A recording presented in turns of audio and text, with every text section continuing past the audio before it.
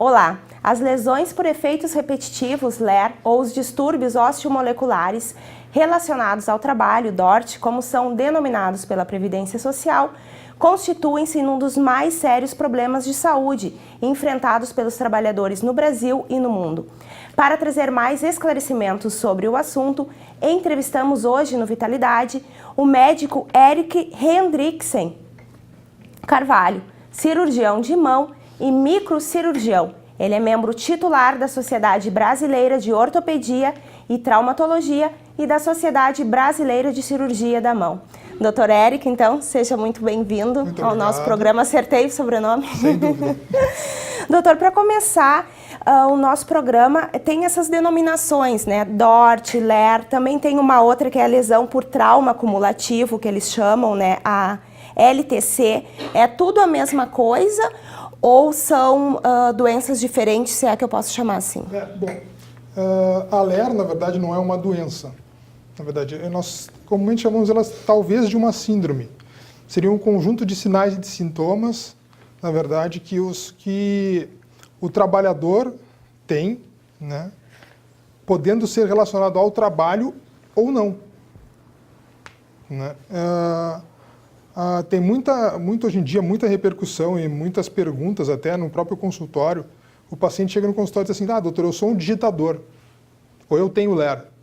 Então, na minha opinião, é muito difícil caracterizar isso como uma relação ao trabalho. Né? É muito difícil numa consulta se o paciente chegar com uma dor irradiada da cervical, para as costas, para os braços, e tu dizer para ele que isso é relacionado ao trabalho. Acho que é um número de fatores muito grande. Então, na minha opinião, considerar LER uma doença é um erro. Né? Então, o que a gente pensa a respeito disso? O que seria isso, na verdade? Eu teria que analisar todo o contexto do paciente. A forma com que ele trabalha, o número de horas, né? a carga emocional que ele está submetido. Né? Somando isso tudo para tentar chegar, na verdade, a saber se o que ele tem relação com o trabalho, né, ou não. Entre LER e DORT, na verdade, a dificuldade é tu relacionar exatamente isso que eu acabei de mencionar, se isso tem uma relação com o trabalho ou não. Vamos citar um exemplo simples. Uma criança joga videogame nas férias 4, 5 horas por dia. Ela pode fazer uma lesão no polegar, de tanto mexer o polegar no controle, pela repetição do movimento. Uma pessoa que digita 6 a 8, 10 horas por dia sem fazer uma pausa. O mouse também. O mouse, né, o teclado, as coisas, todas as posições, também pode. Agora, ela também chega em casa depois, ela liga a TV, pega o tablet ou pega o seu telefone e fica numa posição viciosa, né, sem uma correta ergonomia. Então, ela continua infringindo o tipo de esforço, tanto no trabalho quanto em casa. Então, aí, para mim, esse é o foco central, na verdade, de diferenciar o que é realmente do trabalho ou o que está relacionado a esses inúmeros fatores que eu acabei de citar. E a introdução das novas tecnologias, ela foi um fator preponderante assim, para aumentar o índice? Antigamente, quando as tecnologias eram mais restritas, esses problemas aconteciam também? E devido a que tipo de trabalho? Daí, trabalhos manuais, má postura? Assim, acho que a gente tem que pensar em dois fatores. O primeiro, antigamente, por exemplo, datilografia, né? Tu vai me achar velho, mas eu tive curso de datilografia no colégio. Então, as pessoas que datilografavam horas e horas tinham tanta LER? Não. Por quê? Porque o ritmo de vida era diferente. Então, as pessoas não acordavam às 4 da manhã, né, para ir trabalhar, não ficavam 6, 8, 10 horas sob pressão, né, o dia inteiro. Acho que esse primeiro fator ele é importante frisar. Sem dúvida, as novas tecnologias elas vão, né, já têm um impacto e vão ter maior impacto ainda. Né? Principalmente, né, não só pela postura, né, mas também pelo tempo, né, pelo sedentarismo, né, pela carga emocional. Então não adianta só tu corrigir a postura, né, tu tem que pensar global, é um approach multidisciplinar. Tem que envolver outros profissionais. Como eu te disse, é muito difícil eu saber e conhecer na primeira consulta e saber se o paciente tem realmente a patologia se eu não conversar com o médico do trabalho, para saber qual é o ambiente que aquela pessoa trabalha. Mas que, com certeza, o teclado mais leve, né, a carga de trabalho, as metas a serem alcançadas, a forma com que se digita, a posição que se digita vão causar e estão causando né? E é o maior né, número de afastamento de trabalhadores hoje em dia é pela dita LER. E profissões mais antigas, como, por exemplo, mais antigas não, mas que não necessitam tanto uso de tecnologia, como a costureira ou outros trabalhos que acabam desenvolvendo o mesmo movimento, mas são trabalhos mais braçais, eles também podem estimular a pessoa a desenvolver esses traumas. Sem dúvida, porque tu exerce a mesma atividade durante um longo tempo, né? Tanto que as máquinas de costura mais antigas, até as mais novas, elas envolvem um trabalho repetitivo. Então, por mais que tu tente dar conforto para o trabalhador e por mais que tu tente diminuir a carga dele, ele vai, né, desenvolver algum tipo de lesão se ele não fizer uma pausa, né, se ele não tiver uma atividade, né, de ginástica laboral, se ele não tiver uma atividade física, uma alimentação correta. Então, passa por todos esses fatores, mas nós aqui no Vale dos Sinos temos muitos curtumes, né? Então tem com certeza bastante, né, essas lesões. E também, como o senhor falou, não depende só não quer dizer que sejam pessoas só que estejam na idade de trabalhar, né? Crianças também acabam por poder desenvolver esse tipo de sintoma pelas atividades que acabam desenvolvendo. Eu acho que assim, o uso do celular e do tablet, isso é um capítulo à parte, né? A criança normalmente, eu tenho filhos, então meu filho em casa, papai, quero ir no tablet, quero jogar os joguinhos. Então, em vez de ele sentar numa posição correta, a tela ficar mais acima, para que ele não tenha, ele segura aqui e flete a cervical. Ou às vezes deitado. Deitado, também, bota para cima, então não tem apoio de membros superiores. Então, com certeza, né? Então isso é endêmico, né? O uso dos celulares, dos smartphones, tem que ser corrigido, tem que ser restrito, né, em horários, né, e tem que ser muito bem conversado com a criança, né, porque eu atendo crianças no consultório com dor, né, cervical, dorsal, dor em mãos, principalmente no polegar, né. Onde que os sintomas se manifestam mais? Em quais locais do corpo? O mais comum, se pegar pela incidência deles, seria dor cervical, dor na cintura escapular, no dorso, né, que irradia para os membros superiores, dormência, às vezes, nas mãos, dor na base do polegar, nos extensores do punho, nos flexores do punho. Então, tudo depende da posição. É mais da cintura para cima. Mais da cintura para cima. Mas não é errado, por exemplo, tu avaliar um carteiro que caminha, 8, 10 horas por dia, fazer uma tendinite no tendão de Aquiles, ou uma dor na planta do pé, facete plantar. Então, tem incidência membro inferior? Tem, mas eu acho que como o trabalho hoje em dia sentado e com os computadores, as coisas, se foca mais para membro superior. Mas também existe no membro inferior. É que nós não avaliamos isso de uma forma, né, completa. E pela sua experiência, quais são as profissões mais assim atingidas por esses traumas? Olha, o trabalho repetitivo, na verdade, ele tem uma gama de profissões muito grandes. Se tu pegar os bancários, as secretárias, né, trabalho em costura, em construção civil também. Massoterapeuta, que usa bastante. Aí nós vamos ter umas profissões específicas, né? Aí tu vai pegar tanto médico, desde o médico, por exemplo, eu opero 6, 8 horas às vezes, uma cirurgia muito complexa, e eu opero curvado todo o tempo. Então, com certeza, se eu não fosse para academia, se eu não fizesse atividade física, eu teria muito mais sintomas do que eu tenho. Então, uma profissão bem específica, o massoterapeuta, ele passa o dia inteiro fazendo, né, pressão e compressão com os membros superiores. Eu trato muito o massoterapeuta com o túnel do carpo. Mas não pelo trabalho dele, mas sim pela forma com que ele fica, em hiperextensão do punho, às vezes, ou hiperflexão do punho. Né? Então, a gente tem que avaliar bem assim o ambiente versus o paciente, versus o tempo de trabalho. Mas toda a profissão, se tu pensares nesse estilo, pode ter alguma repercussão. Como você falou de túnel do carpo, vou aprofundar um pouco a nossa conversa falando de outros traumas que também gostaria que o senhor me corrigisse se posso chamar ou não de doença, que seriam a tendinite, a tenossinovite, bursite, epicondilite e a própria síndrome do túnel do carpo, que até falam que as mulheres grávidas são mais atingidas. O gestacional, ele é por acúmulo de líquido. Né? Então, obviamente, na gestação a fisiologia da mulher muda completamente. Né? Tu ganha peso, né? Óbvio, tu vai ter mais um serzinho contigo. Né? Então, o acúmulo de líquido ele se dá nas zonas de maior, né, compressão. O mais comum na mulher é o túnel do carpo e a tenossinovite de Kerven, que é no primeiro compartimento aqui extensor. O túnel do carpo gravídico ele tem uma característica, né? Ele tende a melhorar até o 6º mês pós-parto, né? Então a gestante chega no consultório e diz: doutor, minha mão está dormente. Eu digo: sim, é comum, acontece. Eu explico os sinais, os sintomas, o que tem que ser feito. Explico também o tempo de melhora, explico que a cirurgia pode ser uma alternativa de tratamento, mas que existem muitas outras antes, né? O que eu aconselho para elas é usar uma órtese, né, uma tala ortopédica noturnamente, para evitar exatamente o que nós achamos que seja uma causa, que é o movimento de hiperflexão do punho, que diminui o diâmetro do canal carpiano e aí sim causa uma compressão maior. Fora o acúmulo de líquido, né, a inflamação dos tendões, como tu frisaste, a tenossinovite. Então, a gravidez, ela tem uma série de doenças, né, mas que elas tendem a ser resolvidas com o tempo.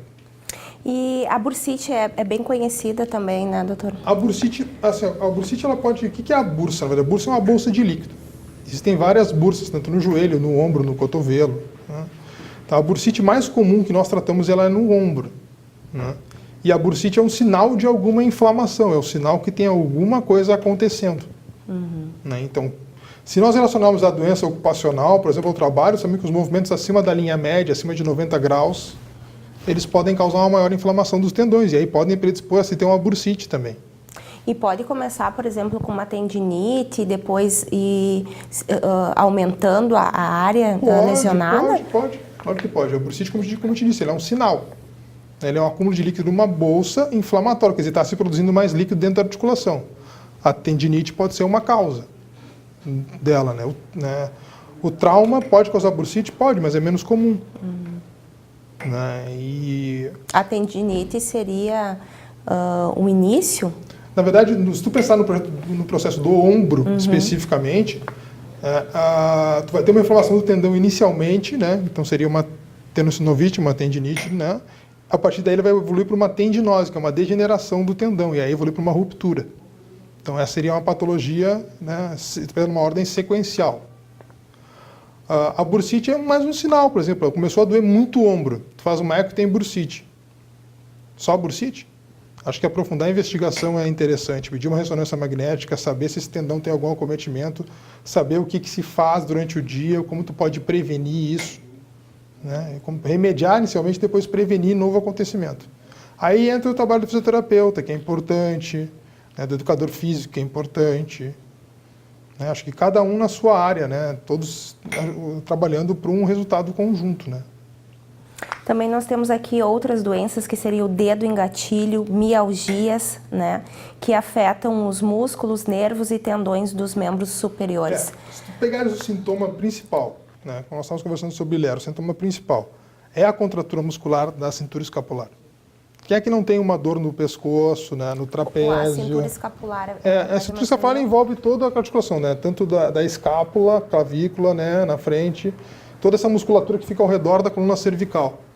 Então é onde dói, né, o trapézio, né, os romboides, todos eles. O que acontece? Tu fica com a postura ruim, eles acabam contraturando, né? Quando tu faz uma tendinite de ombro, tu acaba segurando.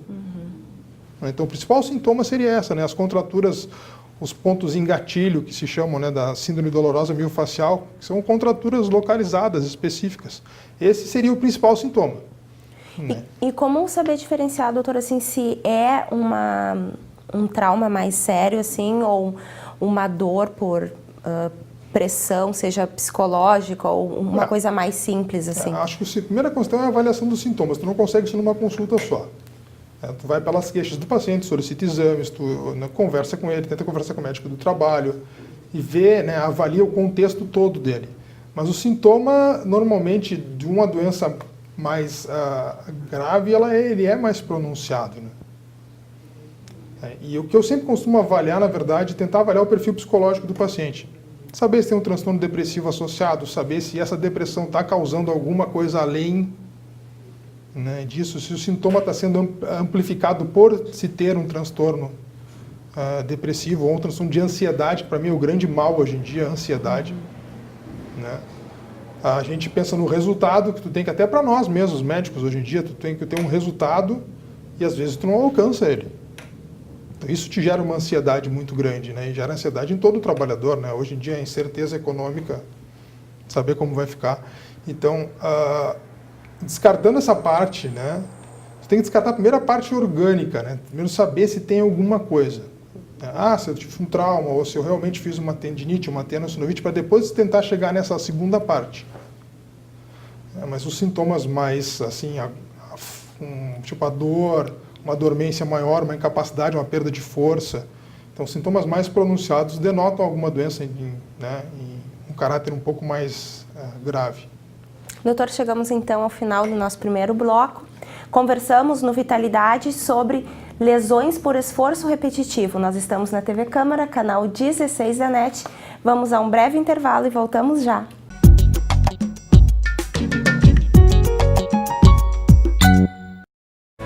Os cidadãos de Novo Hamburgo podem fazer o teste para HIV, sífilis e hepatites B e C gratuitamente. O serviço de atendimento especializado realiza testes rápidos às segundas-feiras às 10h30 da manhã, nas terças ao 12h30 e nas sextas às 8h30 da manhã. Não é necessária a requisição médica. Caso o resultado for positivo, o serviço disponibiliza acompanhamento médico, psicológico e nutricional. A AIDS não tem cura. Use camisinha. Previna-se. Se a liberdade e a democracia não são termos equivalentes, certamente são complementares. Sem liberdade, a democracia é despotismo. A democracia sem a liberdade é uma ilusão. Otávio Paz. Seja livre, participe da vida política de sua cidade, dê as suas sugestões, faça as suas críticas, através do site câmaranh.rs.gov.br.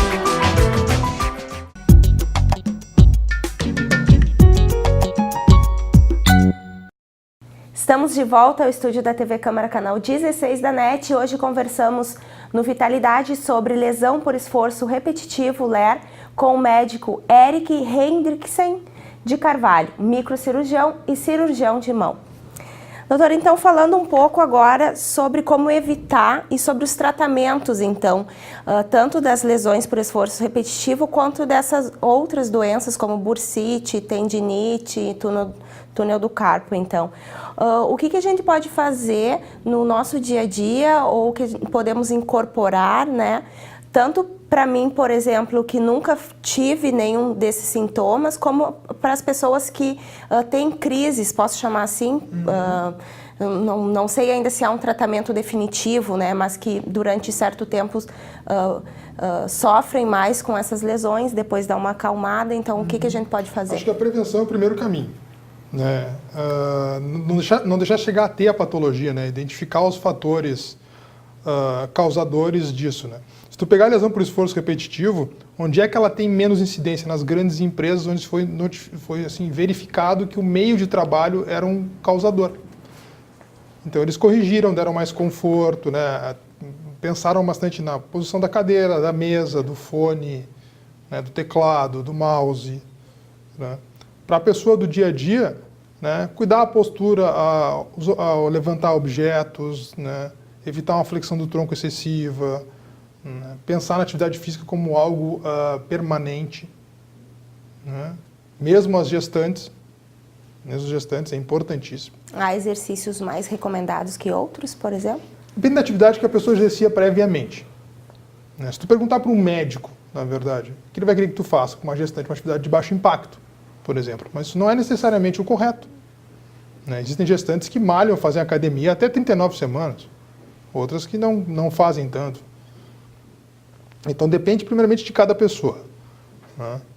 Então tu pensar na atividade física como algo permanente, né? Número mínimo de 3 vezes por semana, com orientação profissional adequada, né? Não achar que tu pode com uma avaliação cardiovascular prévia, não vai achar que tu vai sair correndo, tu vai sair correndo na rua e tu vai conseguir correr 30, 40 minutos e não ter algum problema, né? Então tu tem que ter uma avaliação prévia, tem que ter orientação do educador físico, né? Para que tu faça o exercício da forma correta, com a intensidade correta, com a posição correta, né? Isso é uma questão muito importante. Tu fazendo esse tipo de atividade, tu está prevenindo a ocorrência de lesões, né? Então a prevenção seria a chave. Nem sempre se alcança a prevenção, tanto no trabalho quanto na atividade diária, né? Outro fator que eu considero importante é trabalhar também a questão psicológica, saber se tu está adequadamente, né? Se as tuas funções estão adequadas, se tu, no teu trabalho tu não está tendo uma exigência muito grande, se tu não está com uma ansiedade muito, né, exacerbada, ou se tu não tem algum transtorno depressivo, né? Acho que recuperar um tempo para tirar férias, eu acho algo muito importante, descansar, né? A mente e o corpo. Né? Convívio familiar, diminuição das horas de trabalho, pelo menos fazer pausas nesse meio, né? Para que tu possa relaxar, fazer alongamentos. Né? A tão falada ginástica laboral também é outro fator preventivo, para mim, muito importante. Nos locais que isso foi feito, que a ginástica laboral foi, né, colocada, inserida nas empresas, as lesões por esforço repetitivo, os afastamentos foram quase zero.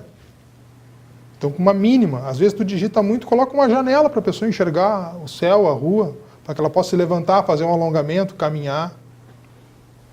E às vezes são alongamentos simples que tu pode fazer, né? Movimentos simples, sentado, né, de pé.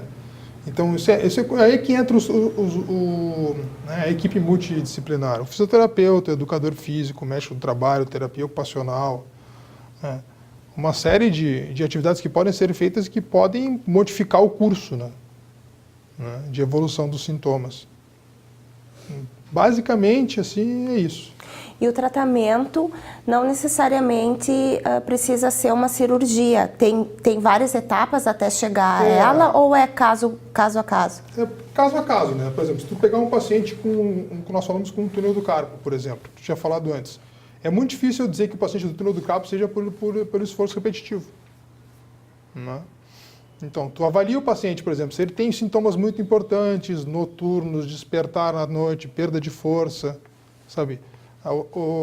As parestesias, a dormência, ela está sendo algo quase assim, né, incapacitante. Bom, esse paciente pode ser que precise de uma cirurgia, mas tem que solicitar exames para saber se isso é ou não um ponto cirúrgico. Mas como um paciente com uma bursite, como tu falaste, como uma tendinite, não. Inicialmente cirurgia só em último caso e na falha de todos os outros tratamentos. Aí se insere a fisioterapia, a acupuntura, né? Anti-inflamatórios. Assim, as drogas não hormonais a gente usa de rotina. Corticoides também? Menos. O corticoide é mais pelo uso do reumatologista, que também é uma peça importante, né? É um profissional que pode nos dar um suporte e ampliar a investigação. Né? Mas o corticoide eu deixo para usar, pelo menos na minha área, eu uso em casos mais graves. Tanto o uso via oral quanto o uso, né, intramuscular ou com uma infiltração. Por exemplo, tu falaste do dedo em gatilho. Né? O dedo em gatilho é uma patologia completamente diferente. Mas é uma patologia que a infiltração com corticosteroide é uma forma de tratamento e tem um resultado satisfatório. Né? Ela não evita, às vezes, o tratamento final, que seria a cirurgia, mas ela prorroga o tempo de evolução. Então, na verdade, no meu consultório, o paciente que chega na primeira consulta, eu costumo prescrever uma droga por 5 dias, né, um anti-inflamatório, né, uso de órtese noturna, nunca diurna, mas sim noturna, para evitar as posições, né, viciosas durante a noite, alongamentos. Né. Inicialmente, eu tento tratar da forma mais conservadora possível. Depois, falhou o tratamento conservador. Bom, fisioterapia é muito importante. A fisioterapia eu posso fazer mesmo no momento de crise? Sem dúvida. A fisioterapia, eu costumo deixar cada área para cada profissional. Né? A fisioterapia ela envolve várias formas de tratamento. Né? E ela é um trabalho lento e progressivo. Se tu achares que 10 sessões de fisioterapia vão te curar, não vão, tem que ser mais.